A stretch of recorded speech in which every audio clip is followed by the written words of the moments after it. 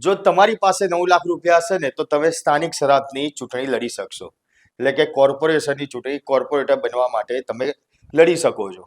અને આ નવી મર્યાદા ચૂંટણી પંચ દ્વારા નક્કી કરવામાં આવી છે. સ્થાનિક સ્વરાજની ચૂંટણીમાં તમે જો કોર્પોરેશનની ચૂંટણી લડી રહ્યા હોવ તો આ ચૂંટણીમાં તમે 9 લાખ રૂપિયા ખર્ચ કરી શકો.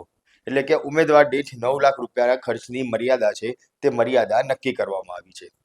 ત્યારે સ્થાનિક સ્વરાજની ચૂંટણીમાં ખર્ચની નવી મર્યાદા નક્કી કરવામાં જે આવી છે તે પ્રમાણે જો વાત કરવામાં આવે તો જે નવી મર્યાદા નક્કી થઈ છે તે નવી મર્યાદા પ્રમાણે જો મહાનગરપાલિકાના જે વોર્ડ હોય છે તે વોર્ડ દીઠ ઉમેદવારને 9 લાખ રૂપિયા ખર્ચ કરી શકે.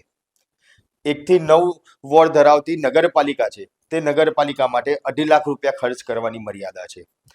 9 થી વધુ વોર્ડ ધરાવતી નગરપાલિકા હોય તો તેના માટે 3.5 લાખ રૂપિયા ખર્ચ કરવાની મર્યાદા. અને જિલ્લા પંચાયતના જો ઉમેદવાર હોય તો જિલ્લા પંચાયતના ઉમેદવાર માટે ઉમેદવાર દીઠ 6 લાખ રૂપિયા. તાલુકા પંચાયતમાં જો ઉમેદવાર હોય તો તે ઉમેદવાર દીઠ 3 લાખ રૂપિયા ખર્ચ કરી શકે. જેમાં ગ્રામ પંચાયતમાં 12 વોર્ડ સુધીની જો મર્યાદા ધરાવતા હોય તો ઉમેદવાર દીઠ 25,000 રૂપિયા. ગ્રામ પંચાયતની અંદર 13 થી 22 વોર્ડ ધરાવતી જો પંચાયત હોય તો તેના ઉમેદવાર દીઠ 45,000 રૂપિયા. અને જો ગ્રામ પંચાયતમાં 23 થી વધુ વોર્ડ ધરાવતા હોય તો 70,000 રૂપિયાનો ખર્ચ કરી શકો.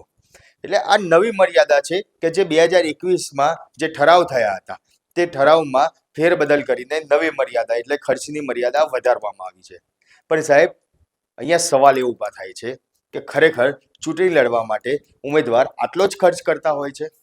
ઘણીવાર આપણે જોયું છે કે ઉમેદવાર જે ખર્ચ કરતા હોય છે મર્યાદા કરતાં વધુ ખર્ચ તેમાં થતા જ હોય છે, જોવા પણ મળેલું છે. ત્યારે શું ઉમેદવાર જે ચૂંટણી પંચ દ્વારા જે મર્યાદા નક્કી કરવામાં આવી છે તેની અવગણના કરી રહ્યા છે, એટલે કે ચૂંટણી પંચની અવગણના કરી રહ્યા છે, કે પછી ચૂંટણી પંચના અધિકારીઓ આંખ આડા કાન કરી રહ્યા છે? તમારું શું માનવું છે? કોમેન્ટ બોક્સમાં જરૂરથી જણાવજો. સાથે જ અમારા આ વિડીયોને લાઇક, શેર અને ચેનલને ફોલો કરવાનું ભૂલશો નહીં.